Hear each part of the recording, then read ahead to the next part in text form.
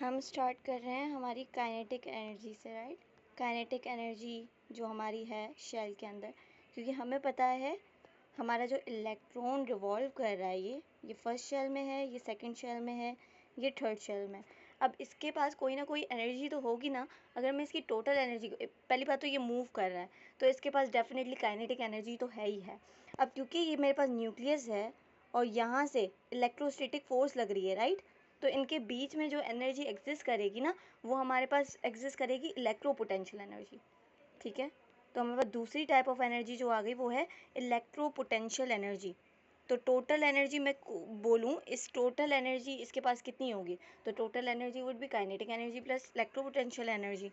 तो अभी हम पहले काइनेटिक एनर्जी देखते हैं। काइनेटिक एनर्जी हमारे पास क्या होगी, हमें पता है काइनेटिक एनर्जी हमारे पास होती है किसी भी चीज़ की half M V square, right. तो ये हमारे पास हो गया हाफ एम वी स्क्वायर, क्योंकि हमने ऊपर एम वी का फार्मूला पढ़ा हुआ है, राइट। तो हम वी का फार्मूला इसमें सब्सटीट्यूट कर सकते हैं। 1/2 एम वी की जगह मैं लिख सकती हूँ जेड ई स्क्वायर, या जेड, हमने क्या ऊपर पढ़ा था वी का फार्मूला, थोड़ा सा देख लेते हैं, ये रहा। अच्छा, इसका अगर ओवरऑल मैं फार्मूला बताऊँ तो Z E square upon 2 H epsilon not an होता है, ठीक है। तो मैं वो लिख लेती हूँ, Z E square upon 2h epsilon not an, क्योंकि हमें पता है वेलोसिटी जो होती है ना वो इन्वर्सली प्रोपोर्शनल टू है शेल नंबर। मतलब शेल बढ़ता जाएगा, वेलोसिटी हमारी कम होती जाएगी, राइट। तो मैंने यहाँ पे वेलोसिटी का बस फार्मूला पुट कर लिया है। अब यहाँ से आप इसको सॉल्व करोगे ना, तो यहाँ से हमारे पास एक काइनेटिक एनर्जी की एक वैल्यू, पर्टिकुलर वैल्यू आ जाएगी, that would be 13.6 into Z square upon N square. क्योंकि हमें पता है यहाँ से हमारे पास क्या क्या कांस्टेंट चीज़ें हो सकती हैं।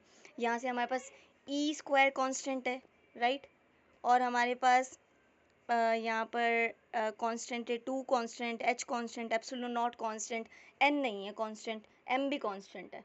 तो इन सबको हम मिला के जो हमने कांस्टेंट बना लिया दैट इज़ 13.6। फिर यहाँ पर जेड स्क्वायर नहीं आएगा क्योंकि ई के ऊपर स्क्वायर था, ओनली के आएगा। हाँ जेड। और क्योंकि हमें पता है हम हाइड्रोजन लाइक एटम्स के लिए बात कर रहे हैं तो एटॉमिक नंबर तो वैसे ही 1 होगा। तो आप इसको z अपॉन एन स्क्वायर लिखो, या तो इसको सिर्फ 13.6 इंटू 1 अपॉन एन स्क्वायर लिखो, बात एक ही है। तो ये हमारे पास है काइनेटिक एनर्जी, ठीक है। फिर हमारे पास पोटेंशियल एनर्जी भाई कैसे आई, इलेक्ट्रो पोटेंशियल एनर्जी हम कैसे फाइंड कर सकते हैं। दोबारा से इलेक्ट्रो पोटेंशियल एनर्जी हम इस तरह से फाइंड कर सकते हैं कि हमें पता है कि अगर हमारे पास इलेक्ट्रो पोटेंशियल एनर्जी लग रही है वो दो चार्जेस के बीच में लग रही है और दो चार्जेस के बीच में इलेक्ट्रोस्टैटिक फोर्स है, तो वो ही दोबारा फॉर्मूला बनेगा के Q1 into Q2 upon R square, right.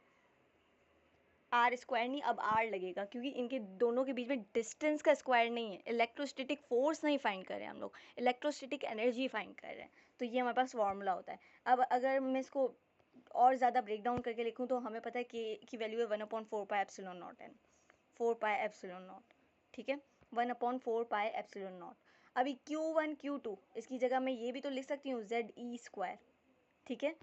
Z E square मतलब कैसे आया, जेड ई स्क्वायर भी बल्कि नहीं, क्योंकि हमें पता है एक इलेक्ट्रॉन है, ठीक है, और दूसरा प्रोटॉन है। अब प्रोटॉन हमारे पास न्यूक्लियस के अंदर होते हैं और प्रोटॉन हमारे पास क्या होता है, जेड होता है। तो हम बोल सकते हैं जेड ई मतलब Z number of proton multiply by the charge of electron. और क्योंकि हमें पता है इलेक्ट्रॉन के ऊपर नेगेटिव चार्ज, तो ये हमारे पास हो गया नेगेटिव ई इंटू जेड ई, जिसको मैं लिख सकती हूँ as negative Z E square, ठीक है। तो यहाँ पर मैं लिख सकती हूँ नेगेटिव जेड ई स्क्वायर। नीचे क्या आ गया, नीचे आ गया आर। अब दोबारा यहाँ से आप लोग अपने वो कॉमन ले लो, कॉमन कांस्टेंट कॉमन ले लोगे, तो कांस्टेंट कॉमन लोगे तो आपके पास दोबारा कांस्टेंट जो बनेगा वो आपके पास बनेगा 13.6 इंटू 2 इंटू आपका 1/n स्क्वायर। ये आपकी बनेगी पोटेंशियल। अब ये कैसे बनी, आप इसको पूरे का वो ले लो, स्क्वायर ले लो, क्योंकि हमें बनानी है काइनेटिक एनर्जी जैसी वैल्यू। तो हमें पता है काइनेटिक एनर्जी में भी यही सारी चीज़ें हो रही होती हैं। बस वहाँ पे हमारे पास क्या नहीं है, वहाँ पर हमारे पास 4 नहीं है, 2 है, ठीक है। 2 से मल्टीप्लाई करेंगे तो 4 4 आ जाएगा। तो यहाँ से मैं 2 से मल्टीप्लाई भी कर सकती हूँ, 2 से डिवाइड भी कर सकती हूँ। तो ये जब आप पूरा फॉर्मूला सॉल्व करोगे ना तो आपके पास ये आ जाएगा खुद ब खुद। तो ये हमारे पास है इलेक्ट्रोपोटेंशियल एनर्जी। अगर मुझे किसी की चीज़ की टोटल एनर्जी फाइंड करनी है तो अब मैं टोटल एनर्जी फाइंड कर सकती हूँ, राइट।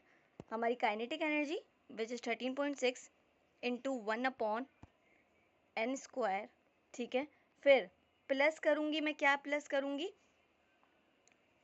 -13.6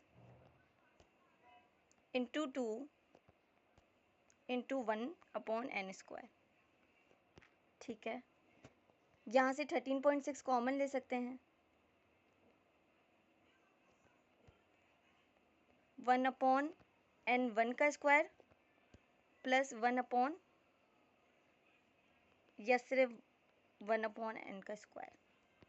ये हमारे पास आ गई टोटल एनर्जी। तो हमने कल यही फॉर्मूला पढ़ा था ना for finding the total energy of the electron, कि हमें अगर किसी भी चीज़ की टोटल एनर्जी फाइंड करनी है तो वो लेकिन नेगेटिव में आएगी। अब नेगेटिव में क्यों आएगी, जब आप 13.6 को कॉमन लोगे तो बीच में बचेगा माइनस का साइन, तो हमें माइनस का साइन भी कॉमन लेना पड़ेगा। तो -13.6 हमने कॉमन ले लिया, फिर बचा क्या हमारे पास, ये भी हमारे पास कॉमन आ गई। तो यहाँ से हमारे पास एक फॉर्मूला ड्राइव हो गया for finding the total energy, जो इलेक्ट्रोपोटेंशियल एनर्जी को और काइनेटिक एनर्जी का सम करके हम बोलेंगे। तो ये हमारे पास आ गई नेगेटिव का 13.6 इंटू 1/n²। तो अगर पोटेंशियल एनर्जी फाइंड करनी है तो नेगेटिव का 13.6 इंटू 2 इंटू 1/n²। अगर काइनेटिक एनर्जी फाइंड करनी है तो 13.6 इंटू 1/n²। और अगर पूरी टोटल एनर्जी फाइंड करनी है तो -13.6 इंटू 1/n²। ये थोड़े फॉर्मूलाज क्लियर है। देखो डेरिवेशन हमारा काम नहीं है बिल्कुल भी, हमें सिर्फ फॉर्मूलाज याद करने हैं अभी। हाँ। ठीक है। अब अगर मुझे फाइंड करनी है एनर्जी डिफरेंस, एनर्जी डिफरेंस भी तो होगा ना भाई हमारे शेल्स के बीच में, एनर्जी डिफरेंस।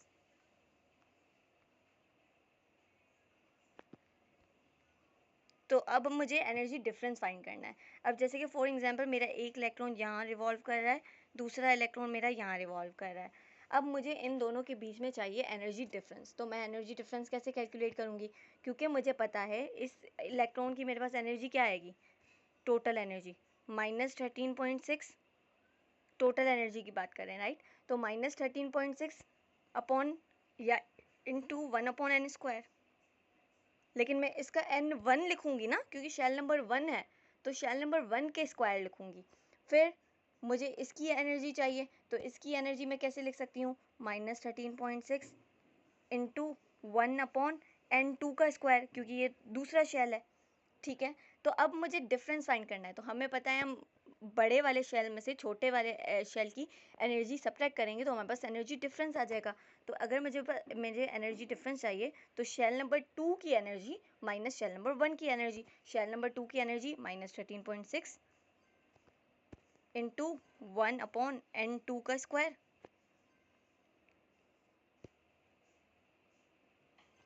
ठीक है। और माइनस शेल 1 की एनर्जी हमारे पास क्या होगी, -13.6 1/n1 का स्क्वायर। ये समझ आया कैसे लिखा, हाँ। ठीक है। अब अगर हम इसको ज़्यादा सॉल्व करें तो ये -13.6 इंटू 1/n² का स्क्वायर, ये माइनस माइनस प्लस हो गया, ठीक है, माइनस माइनस प्लस, तो यहाँ पर प्लस 13.6 इंटू 1/n1 का स्क्वायर। अब यहाँ से हम एक चीज़ कॉमन ले सकते हैं, एक मिनट। अब मैं इसको ऐसे भी तो लिख सकती हूँ, क्योंकि 13.6 प्लस का है तो मैं इसको पहले लिख लूँ तो कोई वो नहीं है ना। 13.6 इस पूरी वैल्यू को मैं पहले लिख लेती हूँ, तो 13.6 इंटू 1/n1 का स्क्वायर। फिर मैं ये माइनस की साइन लगा के ये वैल्यू लिख लूँ तो कोई वो तो नहीं है ना, आगे पीछे लिख ली बस। 13.6 इंटू 1/n² का स्क्वायर। अब यहाँ से मैं क्या कॉमन ले सकती हूँ, 13.6 कॉमन ले सकती हूँ ना। तो ये 13.6 कॉमन आ गया, यहाँ पर क्या बचा, यहाँ पर मेरे पास सिर्फ ये बचा है, तो 1/n1 का स्क्वायर।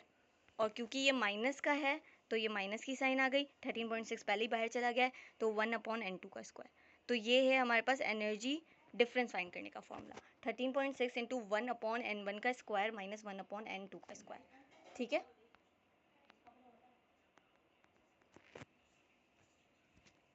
ये समझ आया? आगे चलें। हमेशा में n2 माइनस n1 करता है ना? n2 माइनस n1 करते हैं, लेकिन हमने वहाँ से एक फॉर्मूला ड्राइव कर लिया ना। जब हमने हमने भी तो यही रखा था, n2 रखा था पहले, फिर n1 रखा था, क्योंकि हमें पता है जब पॉजिटिव आ गया तो मैं पॉजिटिव को पहले भी तो लिख सकती हूँ और नेगेटिव को बाद में। तो असल फॉर्मूला तो यही है ना, 13.6 इंटू 1/n1 का स्क्वायर माइनस 1/n2 का स्क्वायर। असल फॉर्मूला ये है किसी भी बुक, लेकिन ड्राइव वैसे ही हुआ है। 13.6 है। हाँ, ये प्लस 13.6 है, क्योंकि बीच में माइनस की साइन आ रही है। ओके, ठीक है। अब यहाँ पर आप सॉल्व करके देख भी सकते हो कि आपके पास एनर्जी डिफरेंस कितना आएगा वन और सेकंड शेल के बीच में। अगर मैं वन एंड सेकंड शेल के बीच में एनर्जी डिफरेंस निकालूँ तो ये 13.6 हो गया। 1/1 n1 का स्क्वायर, n1 क्या है, 1 है, तो 1 का स्क्वायर, ठीक है, माइनस 1/2 का स्क्वायर, ठीक है, क्योंकि सेकंड शेल का है तो 2 का स्क्वायर। अब मैं यहाँ से 13.6, ठीक है, 1/1 माइनस 1/4 हो गया ये।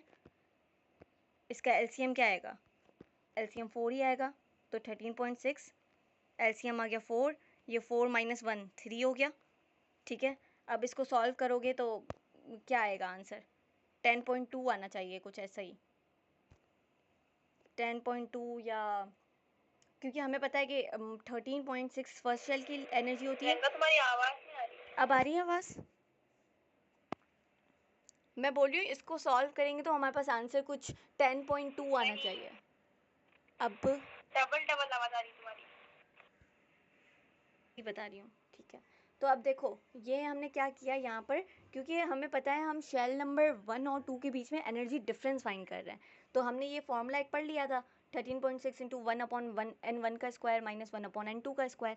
तो ये 13.6 आ गया 1/ फर्स्ट शेल की एनर्जी विच इज़ 1, ठीक है, तो 1/1 का स्क्वायर, फिर दोबारा माइनस हम सेकेंड शेल की एनर्जी फाइंड कर रहे हैं, तो 1/n2 का मतलब 2 का स्क्वायर, तो 1/4 आ गया, ठीक है। यहाँ पर 1/4 आ गया और 1/1 आ गया। तो जब हम इसको एलसीएम फाइंड करेंगे, देखो 2 का स्क्वायर इज़ 4, तो यहाँ पर मैंने क्या कर लिया, 1/1 माइनस 1/4 आ गया। जब हम इसका एलसीएम लेंगे तो एलसीएम क्या आएगा, 4 आएगा, ये रहा 4, ये ऊपर भी तो 4 से मल्टीप्लाई होगा, नीचे भी 4 से मल्टीप्लाई होगा, तो ये 4 माइनस 3, ये 3 आ गया। अब मैं बोल रही हूँ इसका आंसर तो 10.2 आना चाहिए ना हमारे पास, क्योंकि हमें पता है हमारे पास फर्स्ट शेल की एनर्जी क्या है, 13.6 माइनस 13.6, दूसरे शेल की एनर्जी है हमारे पास माइनस का 3.4, तो यहाँ पर एनर्जी डिफरेंस क्या आना चाहिए, 10.2। हाँ, तो यहाँ पर आप इसको भी सॉल्व करोगे ना, आपका आंसर करीबन 10.2 ही आएगा, क्योंकि अगर मैं इसको सॉल्व करके दिखाऊँ ज़्यादा तो 2 2 ज़ार होता है और 2 6 ज़ार, 1 इसके पास चला गया तो 0.8 आ गया, फिर दोबारा 2 1 ज़ार, 2 3 ज़ार 0.4 आ गया। अब इसको मल्टीप्लाई करो, 2 4 ज़ार 3 4 ज़ार 12 होता है, ये आ गया 0.1 इसके पास चले गया, 3 3 ज़ार 9 होता है और 9 के प्लस 1 10.2 आ गया, ठीक है। अब ये हमने एनर्जी डिफरेंस का फाइंड कर लिया। अब हमारे पास आता है, वो आता है स्पेक्ट्रम, ठीक है। Spectrum is very interesting topic. Spectrum हम प्रियंका एक मिनट, यहाँ पे सिलेबस में लिखा हुआ है, हमने सारी चीजें तकरीबन कवर कर ली हैं, मतलब पहले पार्ट में से solve word problems related to SLO, ये क्या चीज है? FMO, SLO, हाँ, स्लो, ये क्या चीज़ है? मैं दिखाऊं, मैं स्क्रीन शेयर करूं? हाँ हाँ करो। ये है हमारे पास स्टूडेंट लर्निंग आउटकम, जो कि बुक के एंड में कुछ क्वेश्चंस दिए हुए होते हैं और हमें हमारे आउटकम्स डालने होते हैं, मतलब आंसर्स डालने होते हैं, ठीक है। अब जो हम करने वाले हैं हमारा स्टार्ट, वो है स्पेक्ट्रम, ठीक है। Spectrum is very interesting. पहले तो हम स्पेक्ट्रम के कुछ मीडियम्स पढ़ेंगे, क्योंकि हमारे पास 2 मीडियम्स होते हैं स्पेक्ट्रम। अब देखो एक चीज़ तो हमारे पास बहुत अच्छी तरह एक्सप्लेन कर चुका है ड्रॉबैक को, जो हमारे पास रदरफोर्ड के मॉडल में ड्रॉबैक आया था, वो क्या आया था, कि हमारे पास जो इलेक्ट्रॉन होगा वो कंटिन्यूसली एनर्जी छोड़ेगा, क्योंकि वो एक एक्सीलरेटेड चार्ज पार्टिकल है, तो वो अगर रिवॉल्व करेगा तो वो कंटिन्यूसली एनर्जी इमिट करेगा, और कंटिन्यूसली इमिट करने पर वो अपना स्पाइरल बना के न्यूक्लियस के अंदर गिर जाएगा। तो ये हमारे पास सॉल्व कर दी थी प्रॉब्लम नील बोहर ने। नील बोहर ने बोला कि वो कंटिन्यूसली एनर्जी इमिट आउट नहीं करेगा, वो सिर्फ उतनी ही एनर्जी इमिट आउट करेगा, या वो सिर्फ फिक्स्ड ऑर्बिट में घूमेगा, उन फिक्स ऑर्बिट में घूमेगा जिनका angular momentum is equal to integral multiple of Dirac constant. या अगर वो एनर्जी लूज करता भी है या गेन भी करता है, पहले तो उसने बोला वो एनर्जी अगर रिवॉल्व कर रहा है किसी भी ऑर्बिट में, वो एनर्जी लूज करेगा ही नहीं, गेन करेगा ही नहीं, वो अपने फिक्स ऑर्बिट में घूमता रहेगा, जिसका angular momentum mvr is equal to nh/2π। लेकिन फिर उसने अपने फोर्थ पोस्टुलेट में बोला कि नहीं, वो एनर्जी गेन कर भी सकता है, लूज भी कर सकता है, लेकिन वो सिर्फ उतनी ही एनर्जी गेन करेगा जो वो एनर्जी गेन करके या तो अपने अपर शेल में चला जाए या उससे ऊपर चला जाए, या वो इतनी ही एनर्जी इमिट आउट करेगा या वो छोटे शेल में आ जाए या उससे भी छोटे शेल में आ जाए। बाकी कोई डिस्क्रीट अमाउंट में एनर्जी वो लूज़ करेगा ही नहीं, फिक्स अमाउंट में एनर्जी गेन करेगा या लूज़ करेगा। ये हमारे पास नील बोहर ने स्टेबिलिटी भी बता दी कि ये कैसे स्टेबल है और कैसे न्यूक्लियस के अंदर नहीं जा रहा। ठीक है, अब हमारे पास आ रही दूसरा जो ड्रॉबैक था हमारे पास रदरफोर्ड का, दैट इज़ ये जो हमारा स्पेक्ट्रम, वो स्पेक्ट्रम को नहीं एक्सप्लेन कर पाया, जो हमारा हाइड्रोजन स्पेक्ट्रम बन रहा था। तो अब भाई स्पेक्ट्रम हमारे पास अगर मीडियम की बात करें, जो हमारे पास मीडियम होते हैं, देखो स्पेक्ट्रम हमारे पास मीडियम से बनते हैं, मीडियम्स।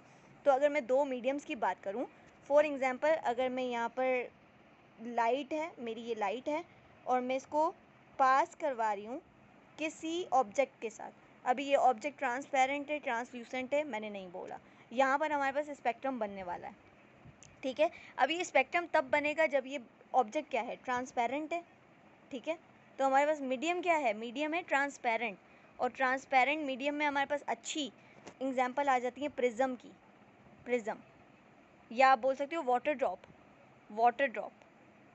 अगर आप वाटर ड्रॉप से भी हमारे पास वो लाइट पास करवाते हो ना, आपके पास डिफरेंट कलर शो होंगे, डिफरेंट कलर, आप बोलोगे ये तो रेनबो दिख रहा है मुझे, लेकिन वो actually water drop is the medium जो ट्रांसपेरेंट मीडियम कहलाता है। तो ट्रांसपेरेंट मतलब वो अपने लाइट को पास कर देता है दूसरी ओर पर। ठीक है, तो इसको हम बोलते हैं ट्रांसपेरेंट मीडियम। इसी तरह अगर मैं एक और मीडियम की बात करूं तो वो हमारे पास होता है ओपेक मीडियम, ओपेक या ट्रांसल्यूसेंट मीडियम, जो लाइट को पास नहीं करवाता। ठीक है, इसको हम बोलते हैं ट्रांसल्यूसेंट, या ट्रांसल्यूसेंट बोल दो या ओपेक बोल दो, ओपेक मीडियम है। ठीक है, जो अपने आप में से लाइट को वैसे भी पास नहीं करवाएगा।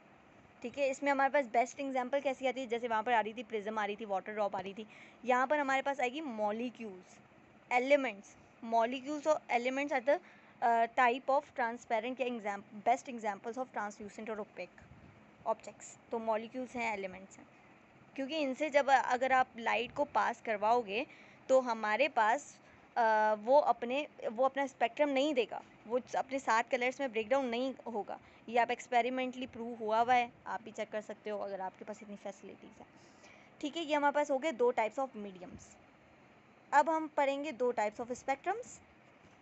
अब हमारे पास 2 टाइप्स ऑफ स्पेक्ट्रम कौन से हैं, टाइप्स ऑफ स्पेक्ट्रम्स।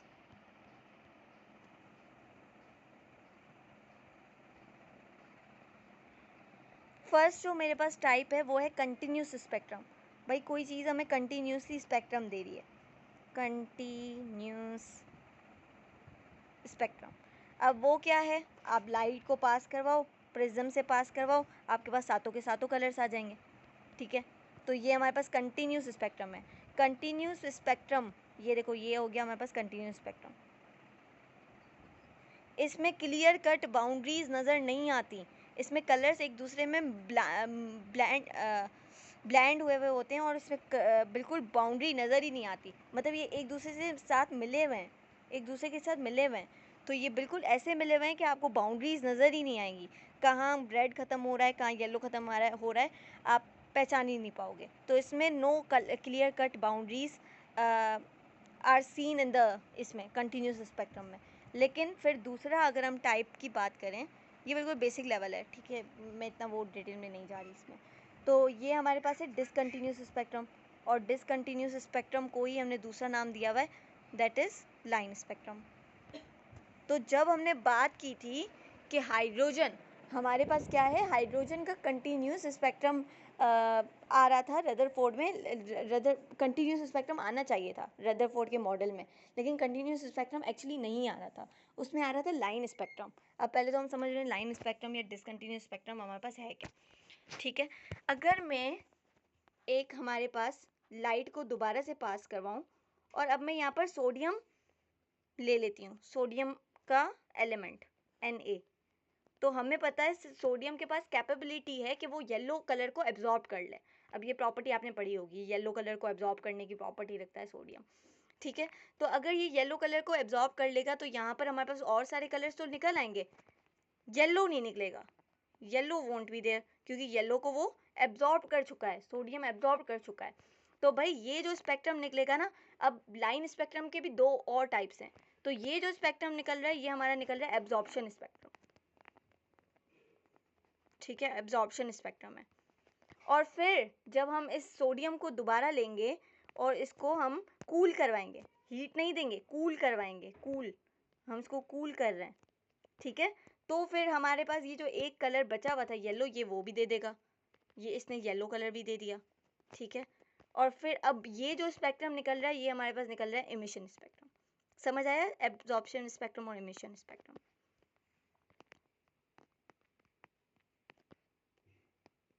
जी, ये दो टाइप्स थे डिसकंटिन्यूस या लाइन स्पेक्ट्रम के, एब्जॉर्प्शन स्पेक्ट्रम, इमिशन स्पेक्ट्रम।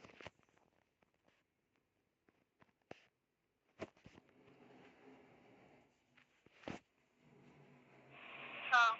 अब हम पढ़ते हैं स्पेक्ट्रल सीरीज।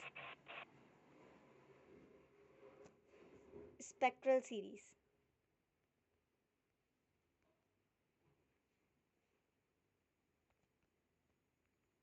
स्पेक्ट्रल सीरीज हमारे पास भाई क्या होंगी, अब पहले तो मैं वो पूरा बना लेती हूँ डब्बा एक। ठीक है,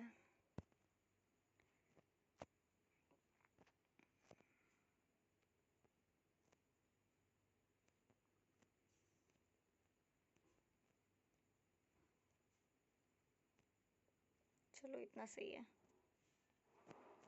ये आ गया हमारा N1 N2 N3 4 5 6, ठीक है 7 8 तक बना लिया मैंने।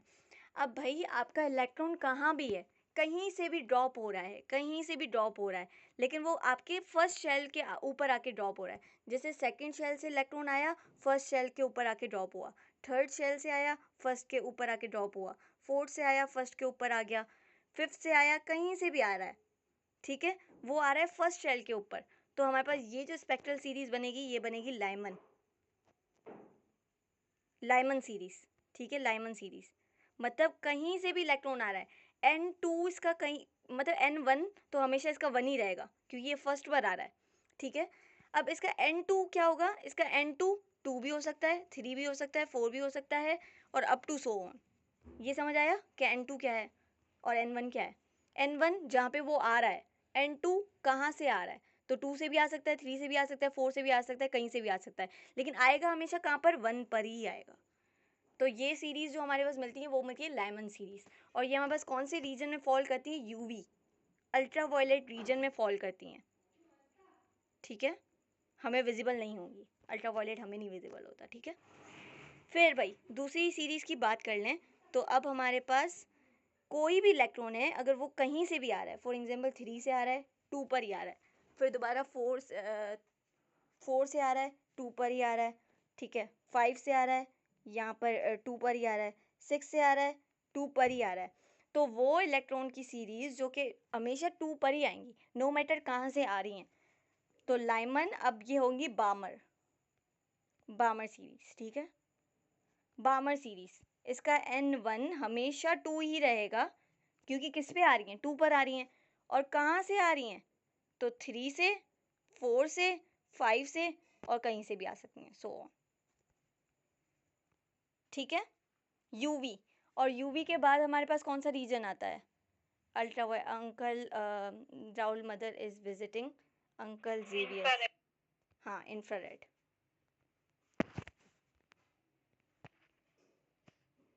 इंफ्रारेड कैसे आएगा? Rahul mother is visiting, Rahul वो मदर यहाँ पे इज कहाँ विजिटिंग। होता है? UV, visible, infrared, near infrared, फिर फार इंफ्रारेड। लेकिन ये हमारे पास विजिबल में आना चाहिए या किस में? हमारे पास विजिबल ये होती है ना, बामर। कौन सा वाला? बामर? हाँ बामर विजिबल में आएगा। हाँ ना, वही ना विजिबल। ये हमारे पास विजिबल रीजन में आके फॉल करेंगी, मतलब हमें जो सीरीज नज़र आएंगी वो बामर ही नज़र आएंगी। फिर दोबारा, अब मैं इतना बना नहीं रही, थर्ड पे आ रहा है, थर्ड पे आ रहा है, थर्ड पे आ रहा है, कहीं से भी थर्ड पे आ रहा है, इसको हम बोलेंगे पेस्टन सीरीज। ठीक है, इसका n1 हमेशा 3 होगा, n2 इसका 4 5 6 n तक जाएगा। अब ये आपको पता है इंफ्रारेड में फॉल करेंगी। फिर दोबारा कोई से भी आ रहा है, कहीं से भी आ रहा है, और वो 4 पर फॉल कर रहा है। ठीक है, 4 पर फॉल कर रहा है, तो वो होगी ब्रैकेट। इसका n1 हमेशा 4 होगा, और इसका n2 हमेशा क्या होगा? 5 होगा, 6 होगा, एंड सो ऑन होगा। फिर हमारे पास लास्ट सीरीज जो कि हैं 5 पर फॉल करेगा।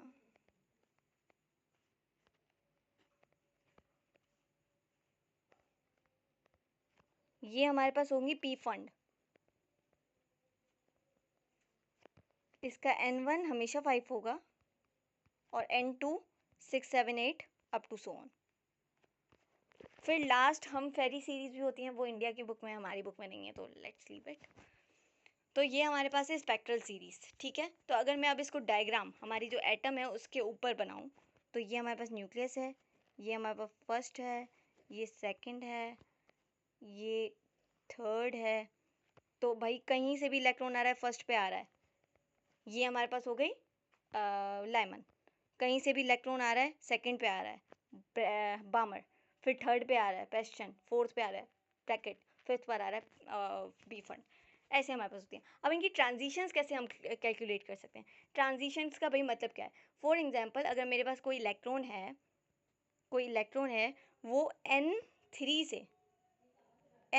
से n1 पे आ रहा है, n3 से n1 पे आ रहा है, तो ये 3, ये 2 की लाइन, ये 1 की लाइन। तो वो ऐसे भी आ सकता है, फॉर एग्जांपल यहाँ वो डायरेक्ट ऐसे भी आ सकता है, ऐसा ही है ना, या वो ऐसे आ सकता है, फिर वो डायरेक्ट भी आ सकता है, पहले वो 2 पर जाए फिर वो 1 पे जाए, या वो 3 से डायरेक्ट 1 पे आए। तो ये हमारे पास ट्रांजिशंस कैलकुलेट करने का है। लेकिन ये तो अब छोटा सा नंबर था, मैं आपको बोल दूं n5 से कैलकुलेट करो n1 तक, तो भाई आपको तो रात लग जाएगी। आप बैठ के पहले बनाओगे, फिर आप बोलोगे कौन सी कैलकुलेट करनी है और कौन सी नहीं करनी, क्योंकि सेम वाली कैलकुलेट तो नहीं करेंगे ना, डिफरेंट कैलकुलेट करेंगे। तो इसका हमारे पास फॉर्मूला होता है n2 minus n1 into n2 minus n1 plus 1 upon 2। ये हमारे पास फॉर्मूला होता है फॉर फाइंडिंग द ट्रांजिशंस। तो अगर मैं ये ही यहाँ ये पर, क्या है प्रियंका? ये ट्रांजिशंस हैं। अभी देखो n3 से हमारे पास इलेक्ट्रॉन आ रहा है n1 पर, तो ट्रांजिशंस बनाते हुए आएगा ना, उसकी मर्जी वो पहले 2 पर जाए फिर वो 1 पर आए, या वो डायरेक्ट 3 से 1 पर आए। होता है ना, पहले 3 से 2 पे जा रहा है, फिर 2 से 1 पे आ रहा है, या वो डायरेक्ट 3 से 2 पे आ रहा है, उसको इतनी एनर्जी दे दी कि वो 3 से 2 पे आ रहा है। तो इसकी ट्रांजिशंस है। तो ट्रांजिशन फाइंड करने का फॉर्मूला जो हमारे पास होता आवाज है, नहीं आ रही। ट्रांजिशंस फाइंड करने का जो हमारे पास फॉर्मूला होता है वो होता है n2 minus n1 into n2 minus n1 plus 1 upon 2। इसको यहाँ पर फॉर्मूला में अप्लाई करके भी देख लेते हैं। देखो n2 हमारे पास क्या है? 3 है, माइनस n1 1 हमारे पास क्या है? 1 है, n2 माइनस n1 दोबारा, फिर प्लस 1 कर दिया इसमें, और अपॉन में 2 लिख दिया। ठीक है, अब आप इसको सॉल्व करो, 3 माइनस 1 2 आ गया, 1 से 1 कैंसिल, 3 आ गया, अपॉन 2 से 2 कैंसिल, आंसर क्या आया? 3 ट्रांजिशंस। और वैसे ही हमने कैलकुलेट कर ली मैन्युअली भी कि 3 आया था हमारे पास, कि पहले वो 3 से 2 पे जा सकता है, 2 से 1 पे जा सकता है, फिर आप 3 से वो डायरेक्ट 1 पे आ सकता है। अच्छा सुनो, इसका आंसर वहाँ पर 3 आया, तो 3 क्या बता रहा है? 3 ये बता रहा है कि इसकी 3 ट्रांजिशंस बनेंगी। वो पहले 3 से 2 पे आ सकता है, 2 से 1 पे आ सकता है, या वो 3 से डायरेक्ट 1 पे आ सकता है। अच्छा, क्या पॉसिबिलिटीज हैं? क्या पॉसिबिलिटीज? किसकी पॉसिबिलिटीज? कि कैसे आ सकता है? कैसे आ कितनी सकता है? पॉसिबिलिटी? ये नहीं है। अभी देखो अगर मैं 3 ट्रांजिशंस बना रही हूँ तो डेफिनेटली इसकी 3 ट्रांजिशन कैसे बनेंगी 3 2 टू 3 1 में। ये 3 से थर्ड शेल है, ये सेकंड है, ये फर्स्ट है। अब मुझे पता है या पहली तो क्या हो सकती है कंडीशन कि मैं उसको इतनी एनर्जी दे दूँ कि वो N1 पे डायरेक्ट चली जाए, तो ये आ गया। तो ये तो हो गई फर्स्ट ट्रांजिशन। अब मैं सेकंड ट्रांजिशन जो बनाऊंगी वो इससे डिफरेंट होनी चाहिए, इसके जैसी नहीं होनी चाहिए। तो क्या हो सकता है, वो इलेक्ट्रॉन जो है मैं उसको इतनी एनर्जी दूं कि वो पहले सेकंड शेल पे चला जाए, फिर मैं उसको इतनी एनर्जी दूं कि वो फर्स्ट शेल पे आ जाए। तो ये भी तो है, थर्ड से फर्स्ट पे ही आ रहा है, लेकिन पहले थर्ड से सेकंड पे जा रहा है, फिर सेकंड से फर्स्ट पे आ रहा है, मतलब ट्रांजिशंस बनाता आ रहा है। ट्रांजिशंस का मतलब क्या है, अपनी एनर्जी को लूज या गेन करके दूसरे पर जाना। ठीक है, तो हमारे पास ये इसकी 3 ट्रांजिशंस बन गई। ठीक है। ठीक है, अब यहाँ पर हमने हमारा स्पेक्ट्रल सीरीज़ भी कंप्लीट कर लिया। अब जो हमारे पास आता है बेसिक चीज़ वो आती है एक्स रेज की प्रोडक्शन, लास्ट टॉपिक।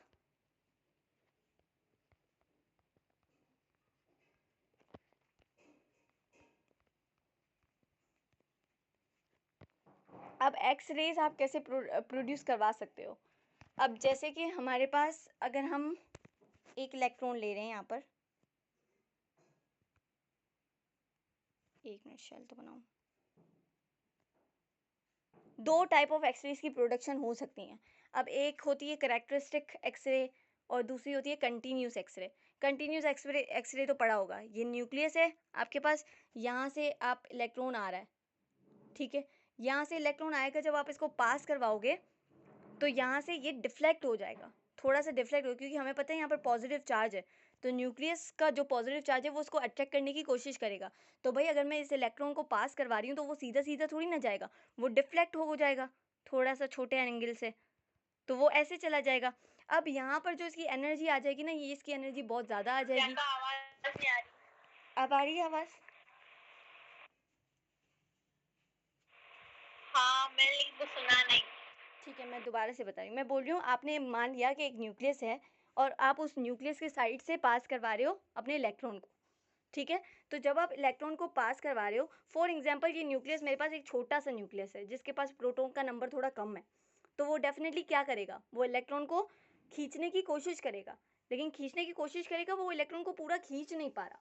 ये हैवी न्यूक्लियस नहीं है अभी, अभी मैं इसको मान रही हूँ कि एक छोटा सा न्यूक्लियस है जिसके अंदर प्रोटॉन की तादाद थोड़ी सी कम है, ठीक है। तो वो भाई प्रोटॉन खींचने की कोशिश तो करेगा ना, ऐसे ही नहीं है कि बैठा रहेगा आराम से सोफे पर, मेरे घर पे चोर आया मैं बैठी रहूँगी, मैं कोशिश करूँगी कि मैं इसको पकड़ पाऊँ, डेफिनेटली पकड़ तो नहीं पाऊँगी, लेकिन मैं कोशिश ज़रूर करूँगी। तो ये भी कोशिश कर रहा है इलेक्ट्रॉन को पकड़ने की, लेकिन डेफिनेटली पकड़ तो नहीं पा रहा। तो अगर मेरे घर चोर आया है, मैं उसको पकड़ने की कोशिश कर रही हूँ, तो क्या बात है कि अगर वो चोरी करके ना जाए, वो चोरी कर ही नहीं सकता, क्योंकि जब मैं उसके सामने बैठी हूँ वो आएगा ही नहीं। अगर वो आ भी गया तो मैं उसको थोड़ा पकड़ने की कोशिश करूँगी, ठीक है। तो मतलब वो चोरी करके नहीं गया, तो मतलब यहाँ पर भी प्रोटॉन इलेक्ट्रॉन को पूरा का पूरा कैप्चर नहीं कर रहा, लेकिन वो उसको थोड़े से एंगल से उसको डिफ्लेक्ट करवा दिया। पहले वो इलेक्ट्रॉन सीधा जाना चाहिए था, लेकिन अब वो सीधा नहीं जा रहा, ठीक है। अब क्योंकि उस प्रोटॉन ने उसके ऊपर फोर्स लगाई और उसको पकड़ने की कोशिश की, लेकिन डेफिनेटली इलेक्ट्रॉन प्रोटॉन के पास नहीं आ गया, लेकिन डिफ्लेक्ट हो गया छोटे से एंगल से। ये समझ आई थोड़ी कहानी? हम्म। हाँ हाँ। तो यहाँ पर हमारे पास जो अब ये जो इलेक्ट्रॉन है ना, अब ये इलेक्ट्रॉन नहीं रहा, अब ये बन गया है फोटोन, ठीक है, फोटोन, फास्ट मूविंग फोटोन। इसकी एनर्जी फास्ट हो गई भाई, इसके आगे कोई आएगा प्रोटॉन, जब इसको अट्रैक्ट करेगा तो ये ज़्यादा से ज़्यादा भागने की कोशिश करेगा। तो जब इसने ज़्यादा से ज़्यादा भागने प्रियंका की, आवाज नहीं आई। अब सही है अब। हाँ। मैं बोल रही हूँ ये ज़्यादा से ज़्यादा भागने की कोशिश करेगा इलेक्ट्रॉन, तो अब ये हो गया फास्ट मूविंग इलेक्ट्रॉन, और फास्ट मूविंग इलेक्ट्रॉन हमारे पास एक्सरे। तो यहाँ पर हमारे पास एक्सरे की प्रोडक्शन हो गई, तो इसको हम बोलते हैं कंटिन्यूस एक्सरे। इस प्रोसेस को हम बोलते प्रियंका हैं, तुम्हें याद है हमने एटॉमिक स्ट्रक्चर के में पढ़ा था कि जब हैवी न्यूक्लियस के ऊपर हम बम्बार्ड करते हैं इलेक्ट्रॉन तो निकलती है एक्सरे। वो अच्छा, स्मॉल न्यूक्लियस है। वो करेक्टरिस्टिक एक्सरे है, वो मैं अभी पढ़ाने वाली हूँ, ये कंटिन्यूस एक्सरे है। मतलब तुम्हारा यहाँ पे कहने का मतलब था इलेक्ट्रॉन आया तो स्मॉल न्यूक्लियस पे हिट हुआ, ठीक है, हिट नहीं हुआ है, हिट नहीं हुआ, हिट नहीं हुआ है, इलेक्ट्रॉन न्यूक्लियस के पास से गुजरा है, तो पास से गुजरा है, डेफिनेटली प्रोटॉन उसके ऊपर फोर्स अप्लाई करने की कोशिश करेगा, उसको अपने तरफ अट्रैक्ट करने की कोशिश करेगा, लेकिन वो उसको पूरा का पूरा स्टॉप नहीं कर पाया, पूरा का पूरा कैप्चर नहीं कर पाया, उसने उसको डिफ्लेक्ट करवा दिया इलेक्ट्रॉन को छोटे से एंगल से। तो जब वो डिफ्लेक्ट हुआ तो अब वो बहुत ज़्यादा मूविंग फास्ट हो गया, और इसलिए हमने बोल दिया कि ये हमारे पास है कंटिन्यूस एक्स-रे। लेकिन अभी तुम बोल रही थी फास्ट मूविंग इलेक्ट्रॉन, तो यहाँ पर ये फास्ट मूविंग इलेक्ट्रॉन हो गया ना। लेकिन फास्ट मूविंग इलेक्ट्रॉन को तो हम बीटा रेज बोलते हैं। यहाँ पर ऐसा कोई कॉन्सेप्ट नहीं है, फास्ट मूविंग इलेक्ट्रॉन को हम बीटा रे बोलते हैं। यहाँ पर हमें बस बोल दिया कि ये फास्ट मूविंग इलेक्ट्रॉन हो गया, अब ये फोटोन में कन्वर्ट हो गया और एक्स-रे बन गया। अब ये इलेक्ट्रॉन फोटोन में कन्वर्ट हो गया है। हाँ, मतलब एक्स-रे, क्योंकि हमें पता है इलेक्ट्रोमैग्नेटिक रेडिएशंस के पास फोटोन्स होते हैं, एनर्जी पैकेट्स। ओके। और हमारे पास दूसरी होती है हमारे पास कैरेक्टरिस्टिक्स एक्स-रे, वो मैं गूगल से पिक्चर लेके समझाऊंगी, वो ज़्यादा समझ आएगा। छोड़ते हैं, चलो अब मैं इसको ऐसे ही समझाने की कोशिश कर रही हूँ खुद से, डायग्राम से, ठीक है। फॉर एग्जांपल ये मेरा दोबारा से न्यूक्लियस है, ये मेरा इलेक्ट्रॉन है, ये मेरा इलेक्ट्रॉन है, ये मेरा इलेक्ट्रॉन है, और फॉर एग्जांपल मैंने इसको एक इलेक्ट्रॉन खींच के मारा, मैंने इसको इलेक्ट्रॉन खींच के मारा। तो जब मैंने इसको खींच के मारा इलेक्ट्रॉन, मुझे पता है इलेक्ट्रॉन इज़ अ पार्टिकल, तो अगर मैंने इसको खींच के इलेक्ट्रॉन को मारा है तो ये इलेक्ट्रॉन डेफिनेटली नॉकआउट होगा ना, अपनी जगह से बाहर आ जाएगा, मतलब ये अब नॉकआउट हो गया, नॉकआउट, नॉकआउट। तो अब मैं नॉकआउट की इसकी कंडीशन बनाऊं तो क्या बनेगी इसकी कंडीशन, एन, यहाँ पर जगह खाली है, कोई इलेक्ट्रॉन नहीं है, क्योंकि वो इलेक्ट्रॉन जो पहले था वो नॉकआउट हो चुका है, यहाँ पर एक इलेक्ट्रॉन है और एक यहाँ पर इलेक्ट्रॉन है, तो डेफिनेटली ये जो खाली इलेक्ट्रॉन है इसकी कोई ना कोई जगह फिल करने की तो कोशिश करेगा ना। जैसे फॉर एग्जांपल ये इलेक्ट्रॉन है, अब ये बोलेगा कि मैं इसकी जगह फिल कर लूँ, तो अब ये इसकी जगह फिल करेगा और ये अपना जो एनर्जी है वो इमिट आउट करके, क्योंकि हमें पता है बड़े शेल है तो बड़े शेल में ज़्यादा एनर्जी होगी, तो वो अपनी एनर्जी इमिट आउट करेगा, एनर्जी को इमिट आउट करेगा और वो छोटे शेल में आ जाएगा। अब ये जो एनर्जी इमिट आउट हुई है ना, ये हम बोलते हैं एक्सरे। कौन सी एक्सरे, इसको हम बोलेंगे के अल्फा एक्सरे। प्रियंका ये वापस समझाना समझ नहीं आया। ये दोबारा से समझते हैं, देखो हमने एक इलेक्ट्रॉन खींच के मारा एक एटम पर, और एक शेल न्यूक्लियस पे इलेक्ट्रॉन पे एटम पर, ठीक है, एटम पे भी कहाँ, न्यूक्लियस पे इलेक्ट्रॉन पे, इलेक्ट्रॉन पे, ठीक है।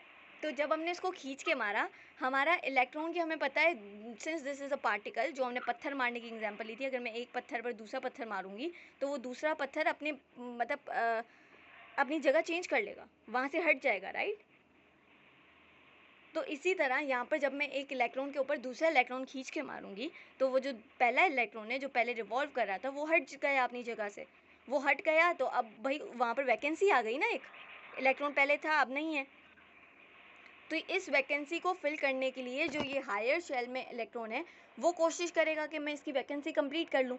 जब ये कोशिश करेगा अपनी वैकेंसी कंप्लीट करने के लिए, तो हमें पता है जब ये लोअर शेल पे आएगा, ठीक है, तो हमारे पास इलेक्ट्रॉन क्या करेगा, यहाँ पर एनर्जी इमिट आउट करेगा ना, क्योंकि इसके पास एनर्जी ज़्यादा है, यहाँ पर एनर्जी कम चाहिए, तो कम चाहिए तो ये एनर्जी अपनी इमिट आउट करके दूसरे शेल पे आ जाएगा, मतलब अपने लोअर शेल पर। अब ठीक है, अब देखो मुझे जो चीज याद आ रही है ना, मैंने जो पढ़ा था वो ये था कि इलेक्ट्रॉन आएगा यहाँ पे हिट करेगा ये पहले वाले इलेक्ट्रॉन को, ठीक है। ये इलेक्ट्रॉन उसको एनर्जी मिलेगी, ये जंप करके दूसरे शेल में चला जाएगा, और जाहिर सी बात है दूसरे शेल में गया तो थोड़ी देर बाद वापस भी आएगा, ये यही इलेक्ट्रॉन वापस आ जाएगा अपनी जगह पे। जब वापस आता है, जब भी कोई इलेक्ट्रॉन अपनी जगह पे तो एनर्जी रिलीज करता है, तो एनर्जी रिलीज कर देगा ये, और उसी को बोल रहे हैं एक्सरे। वो आपकी बात ठीक है, वो हमने सारा कॉन्सेप्ट पढ़ना है लेज़र में, कि लेज़र कैसे प्रोड्यूस होती है।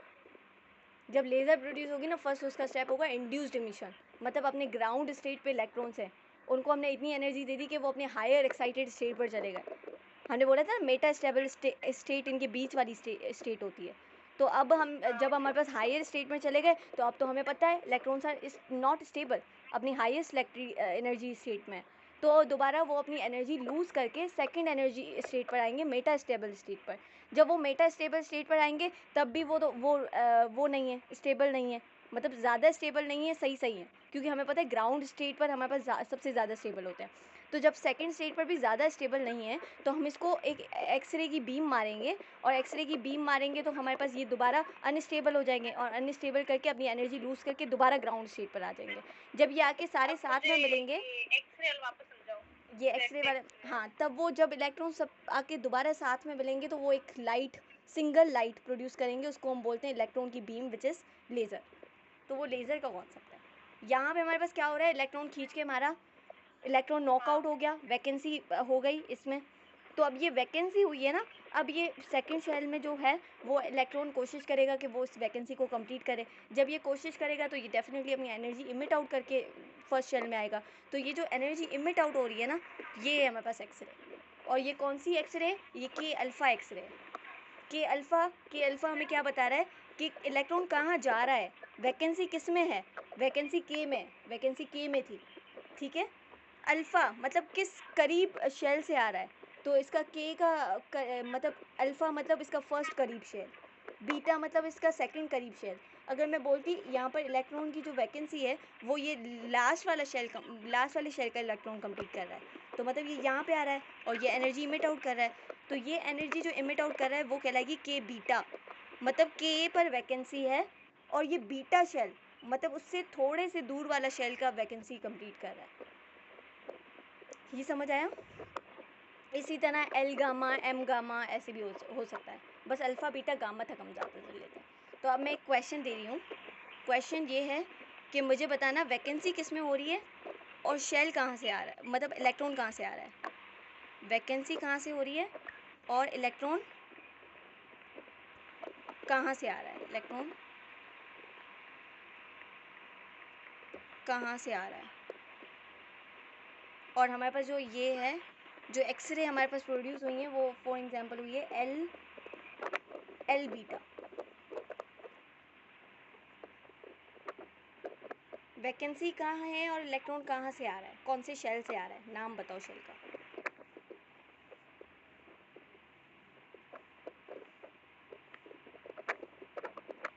अच्छा, वैकेंसी है शेल नंबर 2 में और इलेक्ट्रॉन आ रहा है शेल नंबर 4 से। एक मिनट, के एल, हाँ ठीक है, 2 नंबर शेल में, और इलेक्ट्रॉन कहाँ से आ रहा है, 4 से। 4 से, सही है। तो समझ आ गया कैरेक्टरिस्टिक एक्सरे और हमारे पास कंटिन्यूस एक्सरे। हाँ, बस यही है, यहाँ पर हमारा एटॉमिक स्पेक्ट्रम कंप्लीट हो चुका है।